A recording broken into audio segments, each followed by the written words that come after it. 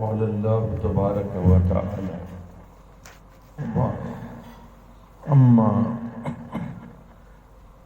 من خاف مقام ربہ ونہى النفس عن الہوى فإن الجنة هي المأوى سبحان ربک رب العزت عما یصفون وسلام علی المرسلین والحمد للہ رب العالمین اللہم صلی علی سیدنا محمد وعلی آل سیدنا محمد وبارک وسلم صلی اللہ علیہ وسلم۔ اس کی آواز ٹھیک ہے کہ پیچھے سے اس میں وہ کلیئرٹی نہیں ہے؟ اللہ جل شانہ فرما رہے ہیں کہ جو اس خیال سے کہ میں ایک دن اور وہ دن متعین ہے اپنے رب کی بارگاہ میں پیش کر دیا جاؤں گا، اپنے رب کی بارگاہ میں کھڑا کر دیا جاؤں گا، تو میں ان کو جیسے ہم ایک انگریزی میں لفظ کہتے ہیں نا، میں ان کو کیسے فیس کروں گا کہ انہوں نے مجھے اس دنیا میں اتنی نعمتیں دیں اور ایک آنکھ اتنی نعمت ہے کہ میں اس کا شکر نہیں ادا کر سکتا۔ نعمت کی قیمت دیکھنے کے لیے کہ یہ نعمت کتنی پریشیس ہے، کتنی کاسٹلی اور قیمتی ہے، صرف اسے اندازہ لگائیں کہ جب وہ نعمت چلی جاتی ہے تو کیا حال ہوتا ہے، اگر ایک آنکھ ضائع ہو جائے تو کیا حال ہوتا ہے۔ تو اللہ تعالیٰ نے مجھے اتنی نعمتیں دیں، اتنی نعمتیں ملنے کے بعد میرے اوپر لازم تھا کہ میں اس کے سامنے جھک جاتا اور اس کے قوانین کو نہ توڑتا۔ تو اس خیال سے کہ میں اللہ کو کیسے فیس کروں گا، وَأَمَّا مَنْ خَافَ مُقَامَ رَبِّهِ، وہ ڈر گیا کہ میں اللہ کو فیس نہیں کر سکتا، میں اللہ کو جیسے کہتے ہیں نا کنفرنٹ نہیں کر سکتا، میں ان کے سامنے پیشی، مجھے عدالت میں پیش کریں گے، میں عدالت میں جج صاحب کے سامنے اپنے آپ کو نہیں کھڑا کر سکتا۔ وہ بڑا ہی مشکل موقع ہوگا کہ جب چیف جسٹس کے سامنے مجھے کھڑا کر دیا جائے گا عدالت میں۔ تو وَأَمَّا مَنْ خَافَ مُقَامَ رَبِّهِ، کہ وہ ڈر گیا اس خیال سے کہ مجھے اللہ کے سامنے پیش کر دیا جائے گا، کھڑا کر دیا جائے گا۔ تو جب اس کے اوپر خواہشات نفسانیہ طاری ہوئی اور جن کا تقاضا یہ تھا کہ وہ اس پر عمل کرتا، اس خیال نے جو کہ ایمان پر مبنی تھا کہ اس کو آخرت کا یقین تھا کہ ہم آخرت میں اللہ کی بارگاہ میں پیش کیے جائیں گے اور اللہ کے سامنے کھڑے کر دیے جائیں گے، ساری کی ساری انسانیت اللہ کے سامنے کھڑی ہوگی، سارے انسان اللہ کے سامنے پیش کر دیے جائیں گے۔ تو اس نے اپنی حرام خواہش کو روکا، وَنَهَى النَّفْسَ عَنِ الْهَوَىٰ، تو اس نے جو خواہشات ہیں اپنے نفس کو کہا کہ خبردار حرام میں مبتلا نہ ہونا، شراب نہ پینا، زنا نہ کرنا، سود نہ لینا، دو نمبری نہ کرنا، ملاوٹ نہ کرنا۔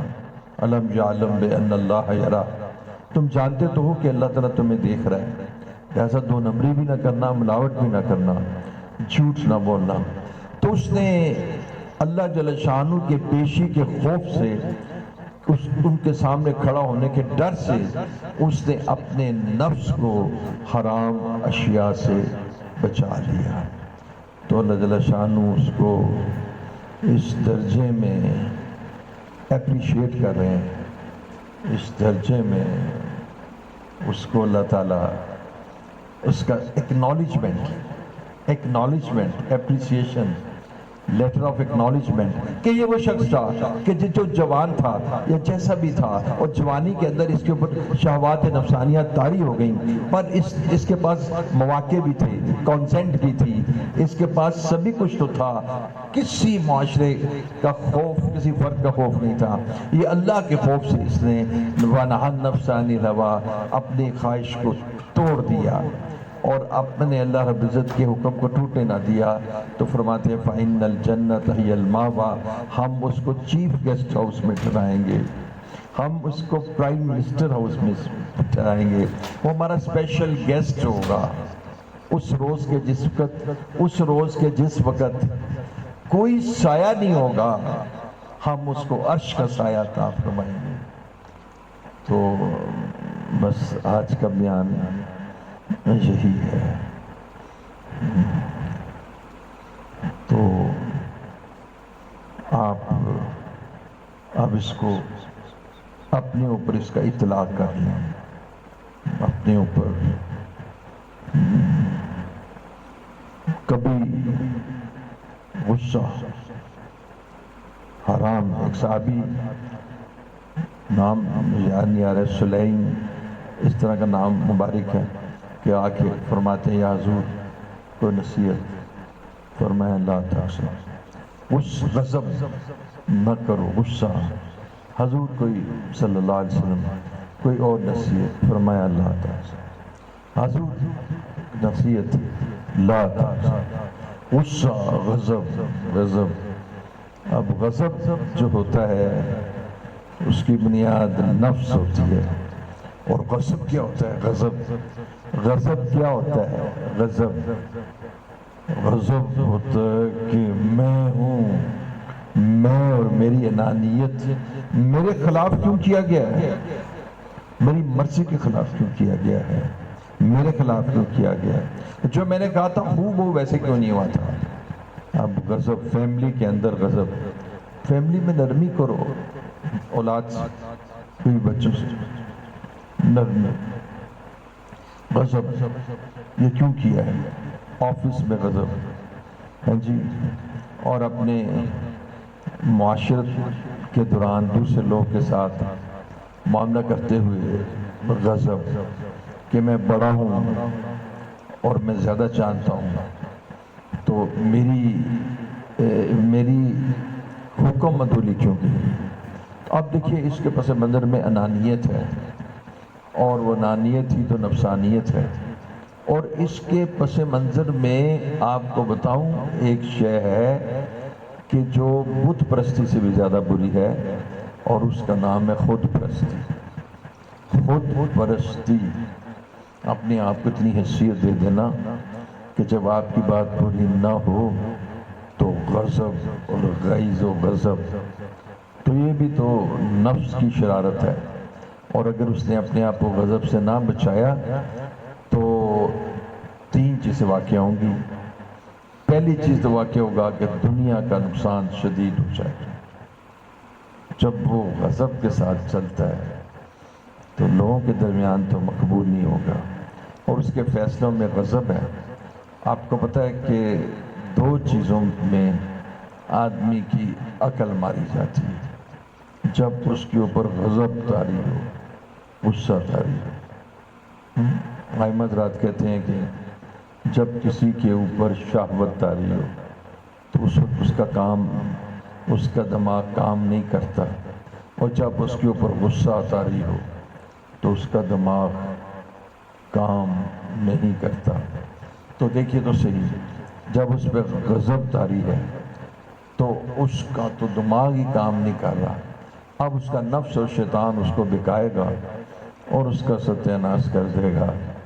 اس غضب کا نتیجہ ہے کہ دارالافتاء بنے ہوئے ہیں طلاقوں سے کہ وہ طلاقیں غضب، اور غضب کا دورانیہ جس سے گھر ٹوٹ جاتے ہیں 5 سیکنڈ سے نہیں، طلاق 5 سیکنڈ کے اندر دنیا ہی بدل جاتی ہے، تو وہ اس کا دنیا کا نقصان کرتا ہے۔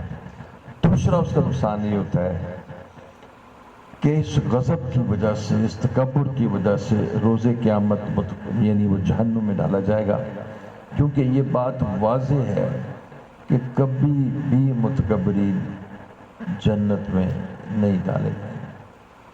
اور تیسری ہے کہ اس دنیا میں رہتے ہوئے وہ ہر وقت ذہنی انتشار اور پریشانی اور ڈپریشن کا، معیشتاً زنگ کا، اس کی معیشت تنگ کر دی جائے، اس کی زندگانی۔ معیشت تنگ کرنے کا مطلب یہ نہیں ہے کہ وہ لینڈ کروزر پہ جا نہیں سکے یا 10 کروڑ سے 3 کروڑ پہ آ جائے گا، نہیں، ساری چیزیں ہونے کے باوجود اس کو زندگی کی راحت اور آسودگی، آسائش میسر نہیں ہوگی۔ تو ایک غضب سے ہی بندے کا حشر ہو جاتا ہے، اور اگر آگے چلے سود کے بعد تو باقی بچتا ہی کوئی نہیں، زنا شراب سے تو ستیہ ناش ہو جاتا ہے۔ کسی انسان کی تحقیر کرے اور اس کو حقارت سے دیکھے تو پھر تو زمین پہ چل ہی نہیں سکتا، پھر تو تھوڑی دیر بعد گر جاتا ہے، اور گرنے کے بعد ایسا زبردست گرتا ہے کہ پھر اٹھتا ہی نہیں۔ تو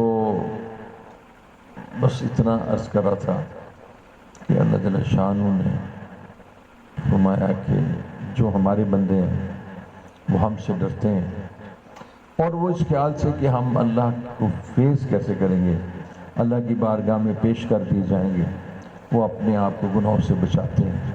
اللہ جل شانہ فرماتے ہیں کہ ہم اس کو روز قیامت جنت میں جو نعمتوں کی جگہ ہے، جو کامیابی کی جگہ ہے، ذالک الفوز العظیم، یہ سب سے بڑی کامیابی کہ آدمی جہنم سے بچ جائے اور جنت میں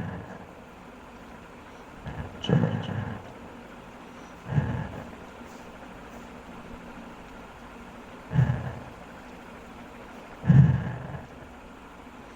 اور کوئی بات بتائیں،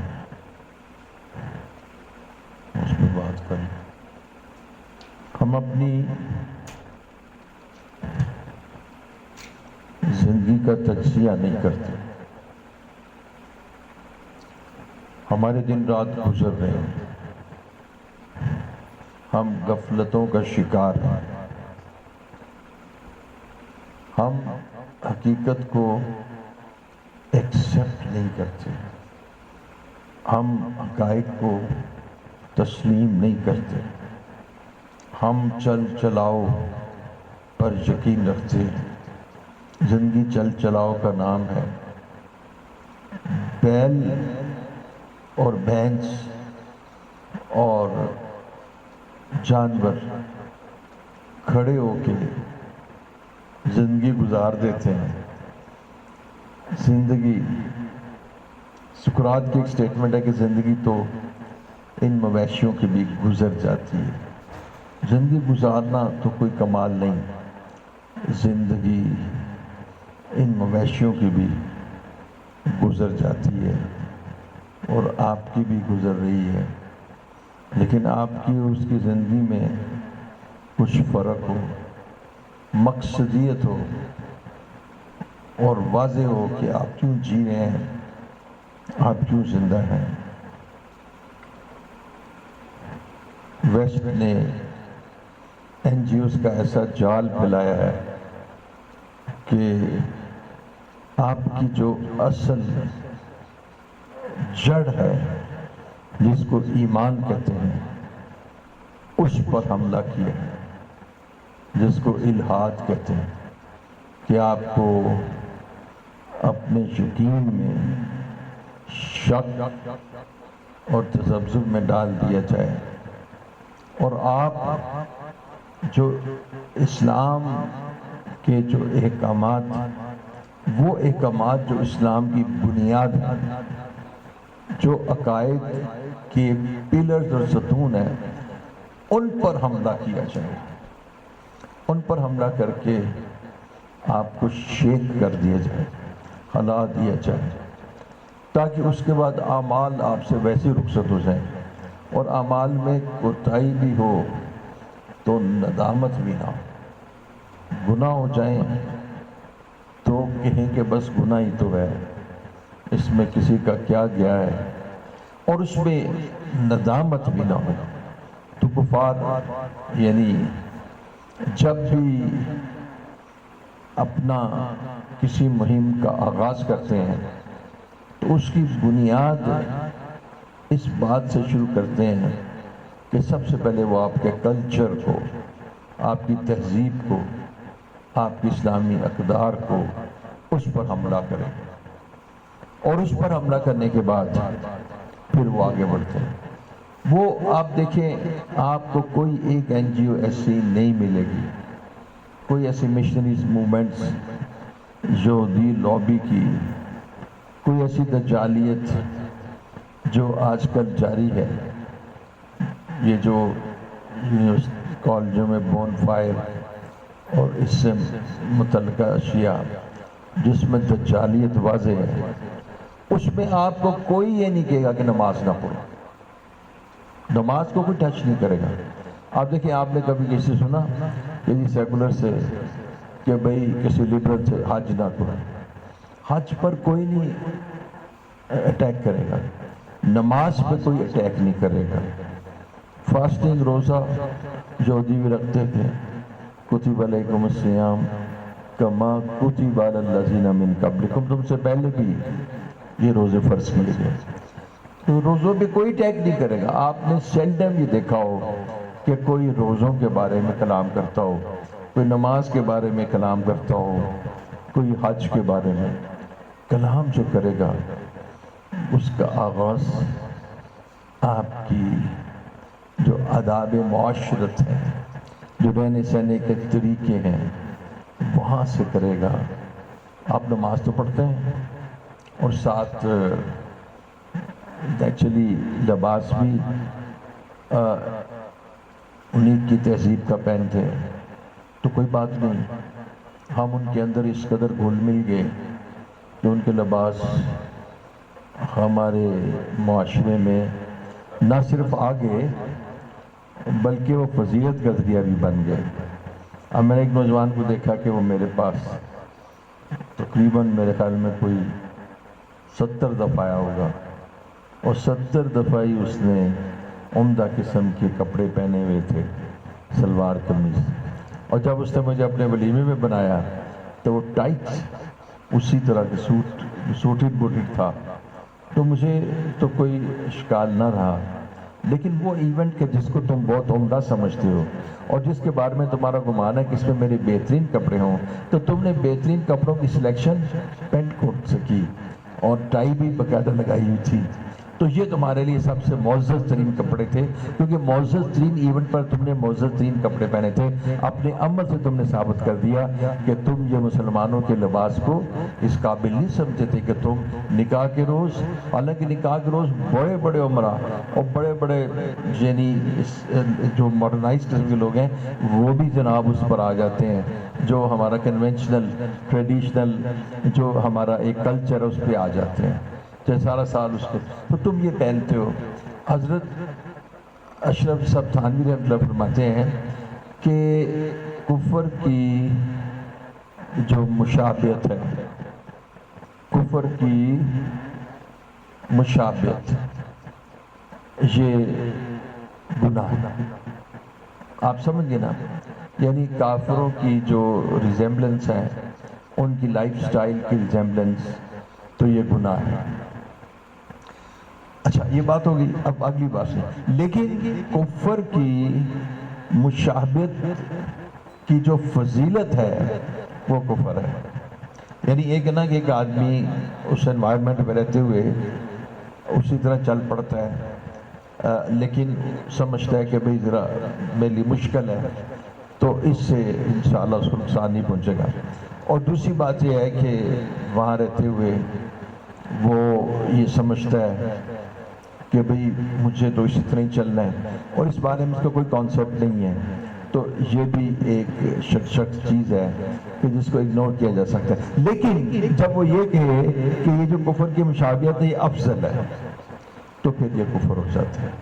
اس سے پہلے پہلی چیزیں گناہ کی شکل میں ہے، اور جو کفر کی نان مسلمز ہیں، کرسچنز ہیں، جوز ہیں، ان کا جو لائف سٹائل ہے، ان کا جو طرز زندگی ہے، اس کو افضل جاننا، اس کو اعلیٰ اور عرفہ جاننا، یہ یاد رکھیے گا یہ کفر ہے.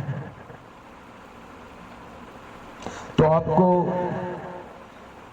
یہ کفار جو آپ کو دین سے محروم کرنا چاہتے ہیں، یہ آپ کو نماز، روزے، زکوٰۃ سے منع نہیں کریں. یہ آپ کی معاشرت کو ٹچ کریں گے، آپ کی بود و باش کو، آپ کی تہذیب اور تمدن کو، آپ کے لائف سٹائل کو، آپ کے رہنے سہنے کے طریقوں کو، اور اس کے اندر تغیر اور تبدل لا کر سب سے پہلے دو چیزوں کو نکالیں گے. ایک تو حیا کو، اور حیا صرف عورتوں میں نہیں ہوتی، مردوں میں بھی ہوتی ہے. مومن مرد اور مومن عورت دونوں کے لیے کام آتا ہے کہ اپنی نگاہیں کو نیچے رکھیں. تو یہ سب سے پہلے جو پرائم ان کا جو ٹارگٹ ہے نا، جس سے یہ 100% سکسیسفل ہو جائیں گے، وہ یہ ہے کہ یہاں پر ہمیں کہا گیا کہ ایمان، ہمیں بتلایا گیا کہ ایمان کے شعبے ہیں، کچھ 70 کے قریب شعبے ہیں، اور ان میں سے ایک بڑا اہم شعبہ ہے الحیاء شعبۃ من الایمان. حیا جو ہے یہ ایمان کا لازمی، جیسے کہتے ہیں نا، یہ ایمان اور حیا لازم و ملزوم ہے. ایک جائے گی دوسری بھی چلی جائے گی، ایک آئے گی دوسری بھی آ جائے گی. تو جس وقت آدمی، یا آدمی سے مراد ہے جس مسلمان کے اندر سے حیا نکال دی جاتی ہے، بس یہ آغاز ہو جاتا ہے تنزل کا. اب یہ تنزل کا، ابھی وینٹیلیٹر، یہ اب ایمان کے یہ جو وینٹیلیٹر ہے اس پہ ڈال دی جاتا ہے، اور اس کا ایمان متزلزل ہوتا ہے اور پذیر ہو جاتا ہے. تو ایک چیز جو ہے نا، کفار آپ کو حیا کے ساتھ، حیا، آج میرے پاس ایک بڑی قابل قدر پولیٹیشین آئے تھے، اور جتنا بھی ان کی تعریف کرے کم ہے. اللہ تعالیٰ نے ان کو بہت نوازا. وہ فرما رہے تھے کہ ان کا کہنے لگے کہ جب میں تھا گورنمنٹ میں تو اس وقت پھر میں نے ان این جی اوز کو پکڑا. یہ این جی اوز کالجز میں داخل ہونے کے بعد، اب ایک بڑے رسپانسبل آدمی کی سٹیٹمنٹ ہے، آپ سمجھیں کہ وہ اپنے زمانے میں انٹیریئر منسٹر رہا ہے. کہہ لیا کہ میں نے دیکھا کہ یہ سب سے پہلے وہاں کچھ لڑکے اور لڑکیوں کو برائب کرتے ہیں، ان کو خریدتے ہیں، اور ان کو جناب دبا کے ابلائج کرتے ہیں. اور آپ کا مطلب ہے آپ جیسوں کو تو نہیں نہ خریدتے جن کے سینوں میں ایمان لکھا ہوا ہے.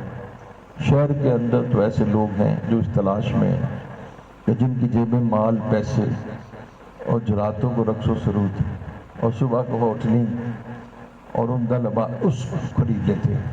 پھر وہ یونیورسٹی کالجز ہی کے لڑکے لڑکیاں ہوتے ہیں.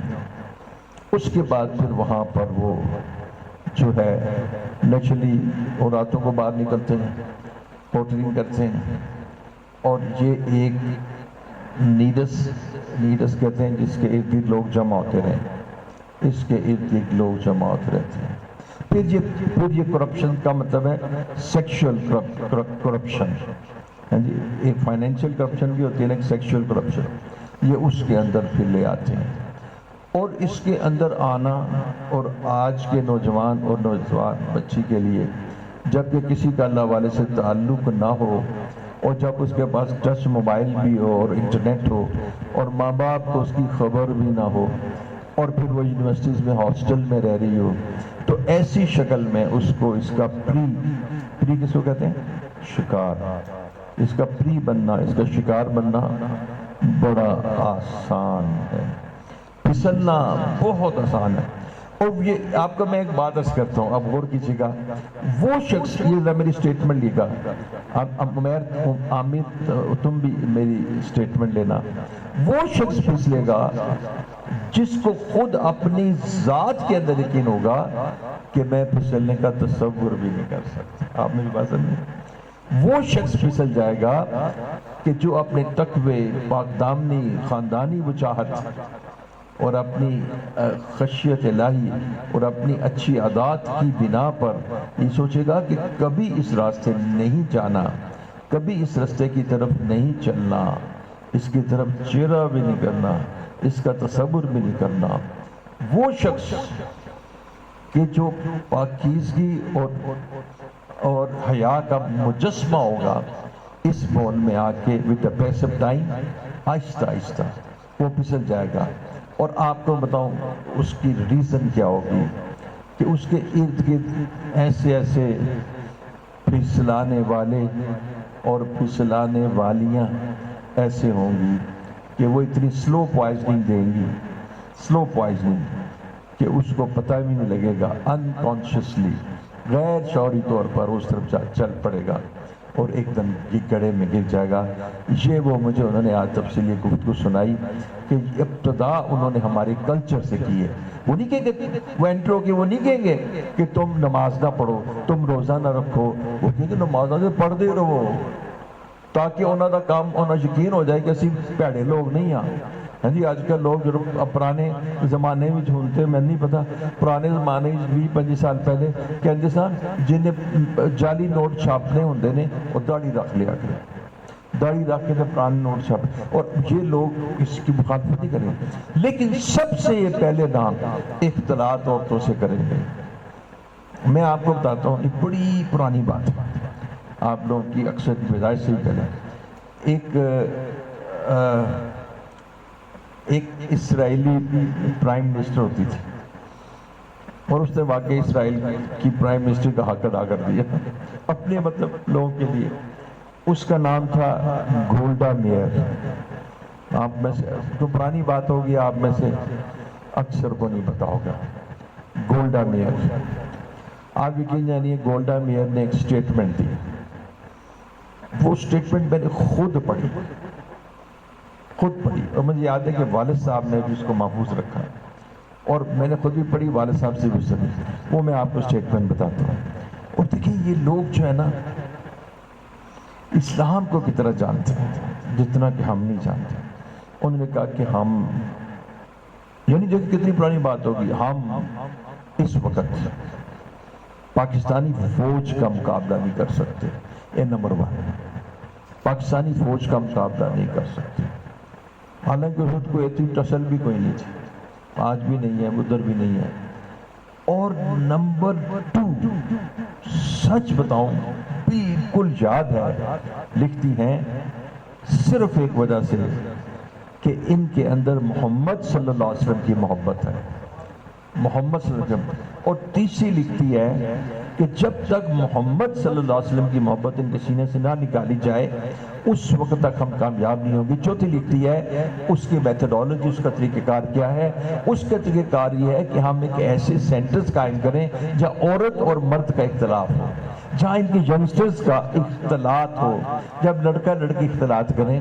اچھا، اور جب تک ان میں حیا نہیں نکلے گی، سنیے اس کی انالیسس دیکھیے، اس کا انالیسس دیکھیے، ہاں جی، جب کاش کہ کوئی اس کو مسلمان بنا دیتا، جب تک ان میں سے حیا نہیں نکلے گی اس وقت تک ان میں محمد صلی اللہ علیہ وسلم کی محبت نہیں نکلے گی۔ جب محمد کی صلی اللہ علیہ وسلم کی محبت نکالو گے تو پھر تم ان پہ غلبہ پا جاؤ گے۔ نہ وہ نیوکلیر ویپنز کا ذکر کرتی ہے، نہ وہ اٹامک کا تذکرہ کرتی ہے، وہ تذکرہ کرتی ہے وہ جس کو کہ اس نے لفظ جہاد کا استعمال نہیں کیا، ہمارے یہاں اس کو جذبہ جہاد کا کہا جاتا ہے کہ اللہ کی راستے میں جان دینے کا شوق۔ تو لیکن اس کو کہتی ہے محمد صلی اللہ علیہ وسلم کی محبت، اور اس کا جو ریمیڈی پیش کرتی ہے اپنے ذہن میں، وہ اس کا جو علاج پیش کرتی ہے، وہ کہتی ہے وہ جگہوں جہاں پر اختلاط ہو اور وہاں کی فری مکسنگ ہو، اور وہاں شراب ہو، ڈانس ہو، رقص و سرود کی محافل ہو، پھر ان کے اندر سے حیا نکال دی جائے گی، اور جب تم بے حیا ہو جاؤ پھر جو مرضی کرو۔ تو یہ پہلا، دیکھیے یہ پہلا حربہ طریقہ کار اسلامی معاشرت کو تباہ کرنے کا یہ ہے، حیا نکال دو۔ اچھا اب تھوڑا سا اس کے آگے ہم اب کرتے ہیں۔ اب دیکھو نا بیٹا، وہ تمہارے، اب دیکھو یہ جو تمہارے گھر میں تو نہیں نا انٹر ہوئے خدا نہ خواستہ، مطلب ہے کسی کے تو ان کا انٹیمیٹ ریلیشن، فزیکل کانٹیکٹ تمہارے گھر میں تو نہیں داخل ہوئے پیارے، وہ کیا تمہارے گھر میں نہیں داخل ہوئے، وہ تو تمہارے ڈرائنگ روم سے لے کر تمہارے بیڈ روم میں بھی جا چکے ہیں، وہ تمہارے ٹوائلٹ میں بھی جا چکے ہیں، وہ بیٹا تمہاری سردیوں کی جو گرم رضائیاں ہیں ان کے اندر بھی ان کے انسٹرومنٹس جا چکے ہیں، کہ کرو بات ساری رات۔ تو بے حیائی کے طریقے انہوں نے سکھلا دیے ہیں، اور اپنا ایک میسنجر اور ایک پیغامبر انہوں نے چھوڑ دیا ہے۔ نتیجہ یہ ہے کہ اس ہمارے معاشرے کو بے حیا کرنے کے لیے جو سب سے زیادہ، جسے کہتے ہیں نا سب سے زیادہ افیکٹو کہتے ہیں، مؤثر ترین جو ویپن ہتھیار ہے وہ انٹرنیٹ اور موبائل ہے، جس کی وجہ سے آپ کو بتاؤں، میں نے یہ بات کہی کہ نیک گھرانے کی، آج میں آپ کو بتاتا ہوں جس کی وجہ سے ہم اس عاجز تک معاملات پہنچ رہے ہیں، شرم سے میرا سر جھک جاتا ہے، کاش کہ میں آپ کو نہ بتاتا، معلمات، یعنی وہ بچیاں کہ جو اسکول اور کالج کی تعلیم یافتہ کے بعد، یعنی ماں باپ نے ان کو یونیورسٹی داخل نہیں کرایا، یعنی ان کو میٹرک کے بعد یا اے لیول کے بعد ان کو انہوں نے علوم دینیہ 6 سال کورسز میں داخل کرایا، اور اس کے بعد انہوں نے میرجز کی، میرج کرنے کے بعد اور 1-2 بچے بھی ہوئے، اس کے بعد کہ وہ معلمات اور بیٹے اور بیٹے کی مائیں اور لونگ ہسبینڈ ان کے پاس تھے، ان کو جناب یعنی بے راروی کا شکار کر لیا۔ وہ مجھے دوست کہنے لگا کہ میں دیکھتا کہ میری بیوی رات کو میرے کمرے میں نہیں ہوتی، پتہ لگتا ہے کہ وہ دوسرے۔ ایک دن میں نے دیکھا چیٹنگ، اور پھر میں نے ساری پتہ نہیں والد سے کس سے وہ ساری روٹین لگوائی، اور اس کے اندر ایسے الفاظ تھے کہ جو میں برداشت نہیں کر سکتا تھا۔ وہ جو ان کے آپس میں تھاٹس ظاہر ہے، پھر وہ آپ کو پتہ اس کو بیان کرنے کی ضرورت ہے، جو ان کے آپس میں گفتگو تھی وہ ایسی فوج گفتگو تھی کہ میں بیان نہیں کر سکتا تھا۔ اور اس کے اوپر بھی کہ جب میں نے طلاق کا ارادہ کیا تو وہ اس طلاق پر اتنی پریشان نہیں تھی۔ تو یہ حالات نیک ظالم لوگوں کے گھروں کے ہو گئے، تو یہ ہماری معاشرت کو اس طرح ایفیکٹ کریں گے۔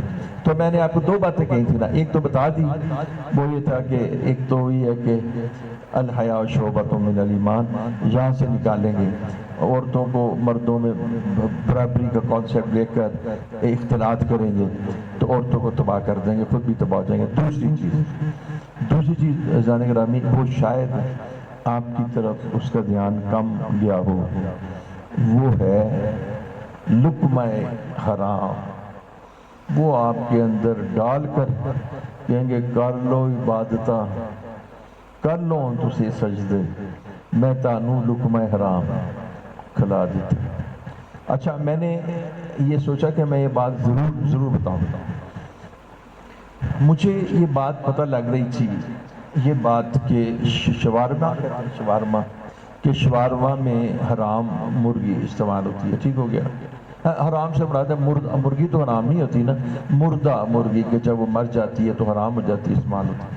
میں نے کہا دیکھو جی کوئی 100 میں سے 1 آدمی ایسا ہوگا تو اس کی کیا ضرورت ہے اس میں خام خواہ بغیر تحقیق کے تھرتلی کیوں مچائی جائے، اور جو چیز ایک بالکل جائز ہے اس کو خام خواہ ایک آدمی۔ اچھا یہ اتنی زیادہ اس کے ایویڈنس آئے کہ آپ کو میں بتاتا ہوں، میرے پاس کچھ لڑکے آ گئے، یہ لڑکے لو سوشی اکنامک کلاس کے تھے کہ جو میرا خیال ہے کہ میکڈونلڈ کے برگر نہیں کھا سکتے تھے یا KFC کے نہیں کھا سکتے تھے. پیزا KFC کا پیزا بھی ہوتا ہے نا, تو KFC کا برگر نہیں کھا سکتے. مذاق کر رہا ہوں. یقین جانیے گا کہ ان کی عمریں 25-26 سال تھی.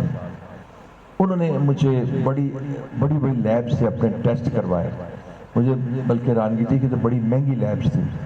ان کے سارے جگر کے ٹیسٹ خراب ہو چکے ہوئے تھے, ان کے سارے بلڈ کے ٹیسٹ خراب ہو چکے ہوئے تھی, ان کی چربیاں اور ان کے کولیسٹرول اور ٹرائیگلیسرائڈ, ان کے لیور مارکرز سارے انڈیکیٹ کر رہے تھے کہ لیور جواب دے رہا ہے.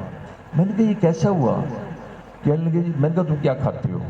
پہلے میں نے بتایا ڈرگس لیتے ہو تم. انہوں نے کہا نہیں اللہ کی قسم ہم سوال بس ہے بھی وہ نمازی تھے. میں کہا ہم ڈرگس نہیں لیتے. میں نے کہا پھر بتاؤ تم کرتے کیا ہو؟ پھر ایک دفعہ میں نے پوچھا تم وہ بھی ہمیں پتہ لگا تھا آس میں کہ کسی نے بیف کھانگڑ قسم کی جو بھینسیں تھی جو دودھ دے کے ان کا گوشت دیا. اچھا ہمارے بچے جو تھے نا وہ تھوڑے سے بیمار ہو گئے. میں نے امیجیٹلی پتہ کروایا, پتہ لگا وہ بڑھیاں جڑیاں گاواں سان مجھاں سان انہاں دا گوشت. بہت برا ہم نے اس کیا. ہم نے کہا اس کی کیا ضرورت ہے؟ آپ کو پتہ ہے میں آپ سے عرض کروں کہ میں نے اس کے بعد کیا کیا؟ میں نے بچوں کو جمع کیا. میں نے کہا بیٹا یہ مسئلہ ہے, ہم ایسے کرتے ہیں کہ ہم نا آپ کو ذرا گوشت بند کر دیتے ہیں, اور جو گوشت کا ہمارا جو پیسے استعمال ہوتے ہیں نا اس کا ہم دیسی گھی خریدیں گے, اور ہم ایسے کریں گے کہ آپ کو ثابت مسر بنا کے دیں گے اور اس میں دیسی گھی کی دال ڈال دیں اور دیسی گھی کا گھی ڈال دیں گے. آپ یقین جانیے ہم نے وہ بنایا. میں مینا میں تھا, اللہ تعالیٰ کے ساتھ ایک مجھے صاحب ملے, وہ پروفیسر تھے. میں نے کہتے ہیں ہاں اسکیڈول. میں نے کہا کہتے ہیں آپ کی ہم نے نا مسر ثابت مسر دیسی گھی والے کھائے تھے, آج تک نہیں ہم بھولتے. لو جی مینا کے اندر ہمارے دیسی گھی پہ پکے ہوئے مسر کا تذکرہ ہو گیا.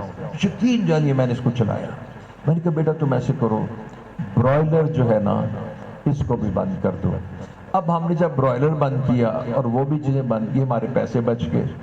اب سچ میں آپ بتاؤں کہ ہمارے پاس دیسی گھی کے اللہ رب العزت نے اتنے پیسے دے دیے. ظہور صاحب آپ بیٹھے ہوئے ہیں, یہ یہاں پر وہ مطبخ کے جی ہیں وہ انچارج ہیں, تو وہ دیسی گھی اتنے پیسے ہمارے پاس بچ گئے کہ ہم تقریباً آپ سمجھیں کہ 60 کھانے ہوتے ہیں نا لنچ اینڈ ڈنر, دوپہر 60 کھانوں میں سے 40 کھانوں میں تم نا دیسی گھی ڈالتے تھے.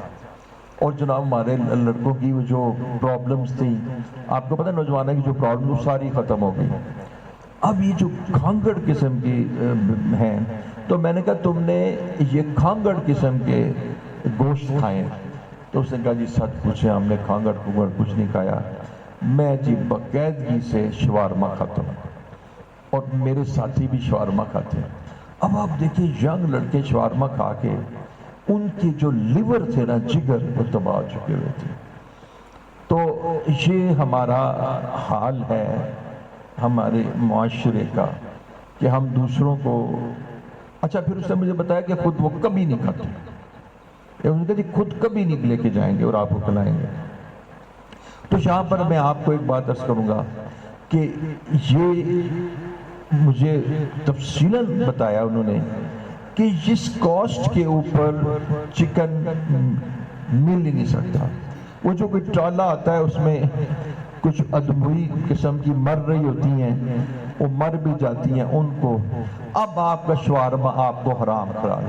اب میں اس سیٹ پہ بیٹھ کے آپ کو کہوں گا ہرگز شوارما نہ کھائیں. دوسری بات ہے کہ اپنی اماں کو کہیں کہ شوارما بنا کے دیں.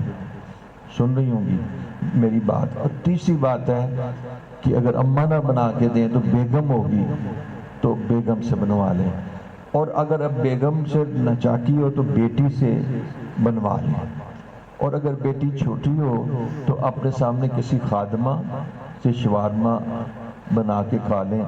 لیکن بات یہ ہے شوارما کھانے کی اتنی مصیبت کیوں ہے؟ پہلی بات ہے اتنی مصیبت کیوں ہے؟ اتنی جناب ٹھیک ہے، یہ کوئی آب زمزم اور مدینہ کی کھجور تو نہیں ہے جس کے لیے صحیح اور کوشش کی جائے۔ تو بیٹا سچ پوچھیے، ایک تو میں آپ کو بتاتا ہوں سچی، میں نے جب یہ کل کا واقعہ ہے، میں سارے ٹیسٹ آئے، یعنی دیکھیں اس کا ایس سی پی ٹی جو کہ 47 ہوتا ہے وہ 10 گنا زیادہ رائز کر گیا ہوتا، اس کا جو ٹرائگلیسائڈ جو کہ 150 ہوتا ہے 500 چلا گیا ہوا تھا۔ میں نے کہا یا اللہ تجھے کیا ہو گیا؟ ایک پتہ لگا جی میں شوارما کھاتا ہوں اور میں ایسے ہی کر لیتا ہوں، میں لنچ کیا شوارما، صبح شوارما کر لیا، پھر دوپہر کو بھی رات کو بھی، تو لائٹ بھی رہتا ہوں، کام بھی کرتا رہتا ہوں۔ اچھا 3 چیزیں میں آپ کو اس لیے بتا دیتا ہوں کہ وہ ایک بہت بڑے طبیب سے میری ملاقات ہوئی جو ڈاکٹر بھی ہیں نیوٹریشن، انہوں نے کہا 3 چیزیں ضرور چھوڑ دیں۔ تو میں نے کہا میں بیعت کے ساتھ جا کہتا ہوں نا کہ یہ جھوٹ بھی چھوڑ دیں، بد نظری بھی چھوڑ دیں، وہاں یہ 3 چیزیں بھی چھوڑ دیں۔ ایک وہ کہتے ہیں کہ برائلر مرغی چھوڑ دیں، دوسرا وہ کہتے ہیں یہ جو آپ کا بناسپتی گھی اور بناسپتی یہ چھوڑ دیں، یہ 2 چیزیں، اور تیسری وہ کہہ رہے تھے وہ جو آٹا جو چھنا ہوا آٹا ہے جس میں سے آپ وہ کھانا چھوڑ دیں، جس کو تھیلے کا آٹی کہتے ہوں گے، ان کا یہ بالکل نہ لیں۔ تو میں عرض یہ کر رہا تھا کہ دوسری چیز پہلی چیز فحاشی پھیلائی، اور فحاشی پھیلانے کے ساتھ ساتھ ہماری حیا کو رخصت کر دیا، حیا کو رخصت کر دیا۔ آپ کو میں واقعہ سنوں، آج صبح جو میرے پاس صاحب آئے تو انہوں نے مجھے ایک بات بتائی کہ میں ایک سینئر پولیس آفیسر کے پاس تھا، تو انہوں نے ایک بات سنائی اور کہنے لگے کہ اس بات سن کر تو وہ بھی لرزے میں تھے اور میں بھی۔ وہ کیا کہ اسلام آباد سے ایک لڑکی نکلی اور الف ننگی تھی، اور وہ ایک ڈسٹنس اس نے ٹریول کیا، اور ایک ڈسٹنس ٹریول کرنے کے بعد پھر وہ گاڑی میں بیٹھ کے چلی گئی۔ اب کوشچن یہ ہے کہ اگر اس نے کوئی برا عمل کرنا ہو تو ننگے ہونے کی تو ضرورت کوئی نہیں ہے۔ اگر آدمی نے کوئی گناہ کرنا ہو یا کوئی برائی کا معاملہ کرنا ہو تو اس میں تو دیکھیے نا، آپ برقع پہن کے چلے جائیں۔ یہاں بتانا تھا، یہ سمجھانا تھا کہ میرے اس عمل کے اندر کوئی کوتاہی نہیں ہے، اس کے اندر کوئی برائی نہیں ہے، اس میں کوئی نیگیٹیوٹی نہیں ہے، اس میں کوئی منفی پہلو کوئی نہیں ہے، یہ ایک آزادی ہے جو مجھے میسر آئی ہے۔ تو اس پر انہوں نے یہ کہنے لگے کہ میں نے یہ کہہ دیا کہ یہ انگلش موویز، کہتے ہیں انگلش مووی سے نہیں ملا اور پورنوگرافی سے بھی نہیں ملا، ان کا اس میں اسپیسیفک رول ہے ڈرگز کا۔ بعض ڈرگز ایسی ہیں جب آدمی کھاتا ہے تو اس کی ایفیکٹس ہوتے ہیں کہ وہ انسان کے دماغ پہ اثر کرتی ہیں، اور کچھ اور بھی انہوں نے اس طرح کی باتیں بتائی، مجھے یاد نہیں رہی۔ بہرحال بتانا آپ کو چاہتا تھا کہ یہ فحاشی یہ ہمارے اندر سے ایمان نکال دے گی۔ دوسری چیز کہ جس طرح شوارمے کھلا کر ہمیں حرام میں مبتلا کر دیتے ہیں، اس طرح ڈپارٹمنٹل سٹورز کے اندر بسکٹس اور بہت ساری ایسی چٹنیاں اور بہت ساری ایسی اشیاء جو ہم وہاں سے خریدتے ہیں، ان کے ای نمبرز اور ان کی بہت ساری اور چیزیں وہ بالکل حرام ہوتی ہیں اور ہم ان کو استعمال لے آتے ہیں۔ ہوٹلز کے کھانے جہاں تک ہو سکے بالکل اوائڈ کریں۔ ہمارے اس راستہ تصوف میں 2 چیزیں بڑی خطرناک ہیں، اگر ان 2 چیزوں کو کنٹرول کر لیا جائے تو اللہ جل شانہ کا جو راستہ ہے وہ طے کرنے میں سہولت اور آسانی ہو جاتی ہے۔ پہلی ہے بد نظری کی نگاہوں کی حفاظت کی جائے، اور دوسرا ہے بازار کا کھانا۔ بازار کے کھانے سے اندر کی جو مایا ہے، کیونکہ جب آپ اللہ اللہ کرتے ہیں تو اندر کو بناتے ہیں باطن کو، وہ باطن کو بد نظری بھی تباہ کر دیتی ہے۔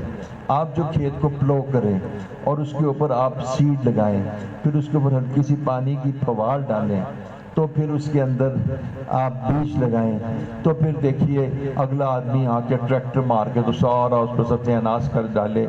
تو یہی ہمارا بات ہے کہ آپ ذکر کے ساتھ اللہ کی محبت کا بیج ڈالتے ہیں، بد نظری و بازار کا کھانا اس کو بالکل تباہ کر دیتا ہے۔ 2 چیزیں ہماری زندگیوں میں داخل کر کے یہ ہماری معاشرت کو تباہ کرتے ہیں، کر رہے ہیں، ایک فحاشی کہ حیا نکل جائے، اور ایک یہ ہماری دعا قبول نہ ہو، کیونکہ جب مال حرام ہوگا تو اس کے کچھ اثرات ہوں گے۔ پہلا یہ کہ اس سے زنا کی خواہش پیدا ہوگی، دوسرا یہ کہ تم اللہ والوں کی صحبت میں بیٹھ ہی نہیں سکتے۔ جو شخص مال حرام کھاتا ہے، صلح اور صالحین کی صحبت میں بیٹھتا اس کے لیے بہت دوبر ہے۔ اور تیسرا یہ ہے کہ تمہاری عبادت کی توفیق چھن جائے گی۔ اور چوتھی یہ بات ہے کہ رسول اللہ صلی اللہ علیہ وسلم ارشاد فرماتے ہیں کہ یہ کہہ رہا ہے یا رب یا رب، اور بیت اللہ شریف کا پردہ پکڑا ہوا ہے اور یا رب کہہ کے اللہ کو پکار رہا ہے۔ حضور صلی اللہ علیہ وسلم فرما رہے ہیں اس کی دعا کیسے قبول ہوگی؟ کھانا پینا سبھی کچھ تو حرام، تو حرام کھانا پینے کے ساتھ جب بیت اللہ شریف کا غلاف کعبہ پکڑ کر یا رب کہہ رہے ہیں اور حضور فرما رہے ہیں اس کی دعا قبول نہیں ہوگی، تو جب ہمارے اندر حرام جائے گا تو دعا بھی قبول نہیں ہوگی۔ ان دو چیزوں کے ساتھ یہ ہماری معاشرت کو تباہ کر رہے ہیں اور بڑی صورت کے ساتھ، اور ہم اس کی زد میں ہیں، تو ہمیں اپنے ایمانوں کی حفاظت کرنی ہے اور اپنی اولادوں کی حفاظت کرنی ہے۔ باقی دعوانا ان الحمدللہ محمد مبارک وسلم۔ اللہ رب العزت ہمارے مردہ دلوں کو اللہ جگا دیجیے، ہمارے مردہ دلوں کو اللہ عشق الہی کی آگ لگا دیجیے، اس غفلت کو دور فرما دیجیے، اللہ سینوں کی سختیاں دور فرما دیجیے، قلب کی شکافتیں دور فرما دیجیے، اللہ کرم میں ایمان کی حرارت پیدا فرما دیجیے، عشق الہی کی آگ لگا دیجیے، عشق الہی کی آگ لگا دیجیے، عشق الہی کے اندر اللہ ہمارے قلب کو سمو دیجیے، عشق الہی سینوں میں داخل فرما دیجیے۔ یہ بے ذوق سجدے اللہ، یہ بے ذوق نمازیں، یہ بے ذوق عمل، ان میں اللہ نور الہی کی آگ لگا دیجیے۔ محمد صلی اللہ علیہ وسلم کی سنت کی قدر و منزلت اور اس کی عظمت دلوں میں داخل فرما دیجیے، اتباع سنت والی زندگی نصیب فرما دیجیے۔ اللہ جو زندگی سنت کے مطابق نہیں گزری اس کو معاف فرما دیجیے، آئندہ زندگی اتباع سنت کے ساتھ گزارنے کی توفیق فرما دیجیے۔ ہمارے اس مجمع میں، ہماری اس مجلس میں ہر کو اپنی بارگاہ میں قبول فرما لیجیے، ہمارے دوستوں میں سے کسی ایک کو بھی رد نہ کیجیے، سب کو اپنی بارگاہ میں شرف قبولیت نصیب فرما دیجیے، سب کو اللہ دین سے وافرسہ نصیب فرما دیجیے، رسول اللہ صلی اللہ علیہ وسلم کا دیدار نصیب فرما دیجیے، اللہ ایمان کی اصل حقیقت عطا فرما دیجیے، کبیرہ گناہوں سے مکمل طور پر اجتناب کی توفیق عطا فرما دیجیے۔ اللہم صلی علی سیدنا محمد وعلی آل سیدنا محمد وبارک وسلم۔ اے اللہ ہمارے قلوب کا تزکیہ فرما دیجیے، اللہ ہمارے قلوب کو بے کینہ اللہ اور ہمارے قلوب کو شرک سے اور اللہ بدعت سے اور غیر اللہ کی امیزش سے پاک فرما دیجیے، قلب کو غیر حق کی گرفتاری سے بچا لیجیے، اللہ اس قلب میں عشق الہی اور عشق محمد صلی اللہ علیہ وسلم کے چراغ روشن فرما دیجیے، قرآن کو اللہ ہمارے دل کی بہار بنا دیجیے، اس مجلس میں آنے والوں کی مغفرت فرما دیجیے، ان کو اپنے مقبول بندوں میں شامل فرما دیجیے، علم دین سیکھنے کی توفیق نصیب فرما دیجیے۔ اللہ درخواست ہے کہ ہم جو بچیوں کو ادارہ بنا رہے ہیں، Banat academy of Islamic studies and values, اس کو اللہ کامیاب بنا دیجیے، کامیاب بنا دیجیے، اللہ جتنے بھی آنے والے ہیں اللہ ان کا تزکیہ فرما دیجیے اور ان کے قلب میں اپنی یاد اور اپنی محبت داخل فرما دیجیے۔ ربنا تقبل منا انک انت السمیع العلیم، تب علینا انک انت التواب الرحیم، وصلی اللہ تعالی علی خیر خلقہ محمد وآلہ واصحابہ اجمعین برحمتک یا ارحم الراحمین۔